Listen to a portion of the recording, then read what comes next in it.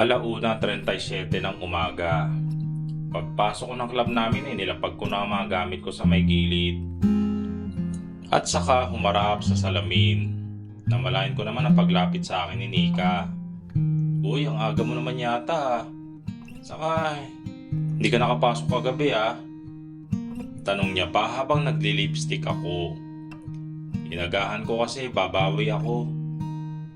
At kaya naman hindi ako nakapasok kagabi kasi masama na kasi talagang pakiramdam ko eh. Sagot ko na lang at saka tumingin sa kanya. Nika, tanong ko lang. Magkano yung pinakamalaking bigay sa inyo ng customer? Tanong ko pa. Customer?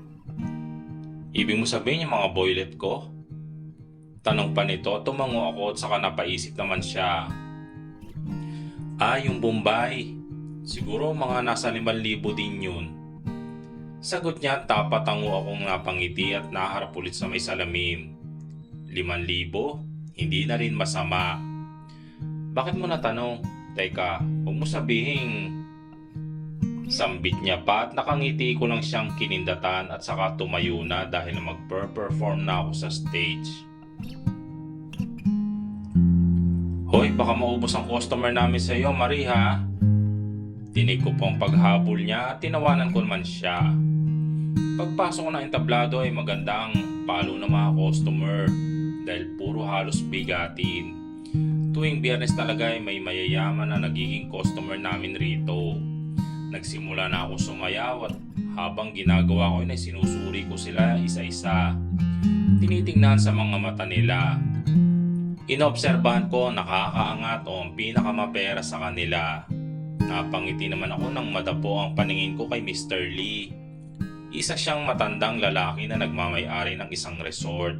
At isa rin siya sa mga nag-iimbita sa akin noon pero hindi ako pumapayag. Bakit di natin subukan dahil iba na ang Marie na kilala nila ngayon. Matapos ang pagsasayaw ko ay tinawag ko si Madam at nasa may likod kami ng stage. O bakit Marie? Tanong niya pa sa akin. Pakisabi kay Mr. Lee, Madam, tumatanggap na ako. Sagot ko at bahagyang kinagulat niya pa. Tumatanggap? Tanong pa nito, tinasan ko naman siya ng kilay at mukhang nakuha naman niya ang ibig kong sabihin. Sandali, hindi ka ba nagbibiro niyan? Tanong niya pa at tiningnan ko naman ang sarili ko sa salamin. Siguro Madam, kailangan ko na rin palayain ang sarili ko sa mga bagay na matagal ko nang dinadala. Sambit ko at kita ko naman sa refleksyon ng salamin ng mukha niya at halatang walang maintindihan sa mga pinagsasabi ko. Kailangan ko nang palayain ang sarili ko sa mga pangakong walang kasiguraduhan. Muli na naman akong humarap kay Madam. Bilisan mo na Madam ha, sige ka, baka magbago pa ang isip ko. Sabi ko, tataranta naman siya. O siya, eto na. Natupad rin ang kahilingan ng mga kalalakihan. Naku. Masayang sabi pa ni Madam at umalis na.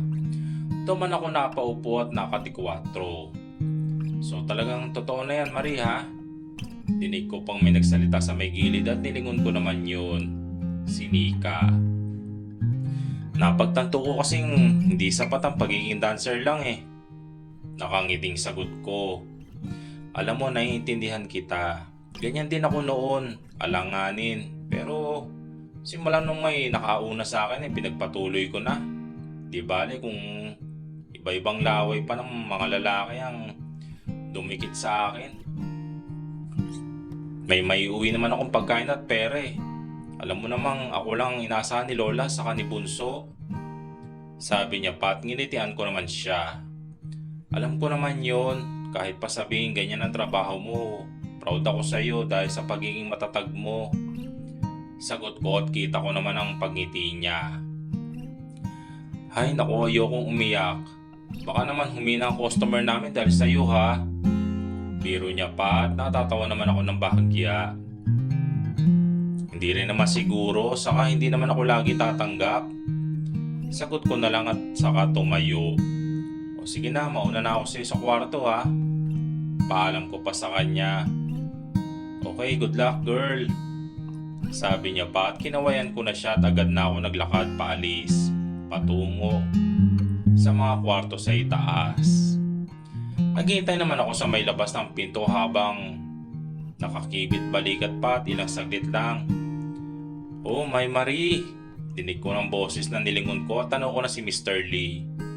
Ngumiti naman ako, tiningnan siya at kinawayan. Mabilis siyang lumapit sa akin at agad na hinalikan ako. Medyo kinagulat ko pa yon kaya marahan ko naman siyang nilayo muna. "Ikaw naman, Mr. Lee, masyado ka naman nagmamadali."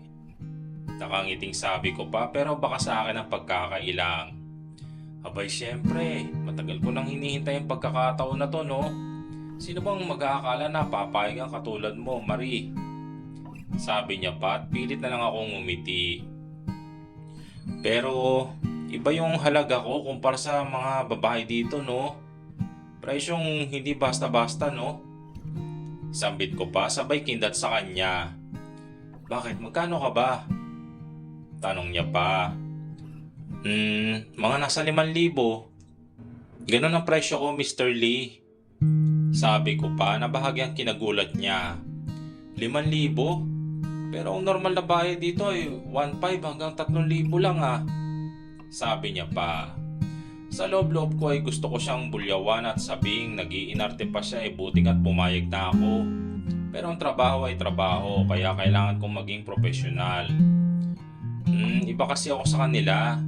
Ayaw mo ba sa akin ng batang-bata saka syempre sariwa, no? Kumbaga sa prutas, may hinog pa lang. Bulong ko pa sa tenga niya at pinatakbo ang daliri ko sa kanyang leeg. Nang sa gayon ay hindi niya ako tanggihan. Syempre naman gustong gusto. Sabi niya pa sabay hawak sa bewang ko at aasta na sanang hahalik pero pinigilan ko na muli siya. Hindi makapaghintay. Nasa naman muna yung bayad? Tanong ko pa at agad na siyang kinuha ang wallet niya at napangiti naman ako doon. Tiningnan niya ang pera niya sabay tingin sa akin at animo iniisip kung isusugal niya ba ang pera. Kaya ang ginawa ko ay inakit ko pa siya lalo sa pamamagitan ng makamandag na tingin. At sa huli ay bumigay din siya. Inabot sa akin ng 5,000 at agad ko namang kinuha yun. Nilagay sa loob ng aking panloob at muli siyang lumapit. Ops, teka lang, sandali lang. Usal ko pa. Ano ba naman, Marie? Kanina pa ako nabibitin eh. Pagrereklamo niya pa. Relax lang kasi muna. Kunin mo muna kay madam yung mga gamit kasi hindi ako nakapagdali. Hihintayin na lang kita dito sa loob ng kwarto. Sambit ko pa at saka pumasok sa loob at agad na sinara ang pinto. Napabuntong hininga naman ako lumapit doon sa may kama. Doon na pumasok sa isip ko at napagtantong nandito na ako ngayon at ginagawa ko ng mga bagay na hindi ko naman talaga planong gawin. Tama ba ang ginagawa ko? Hindi ko alam. Pero hahayaan ko na lang ang tadhana. Itutuloy.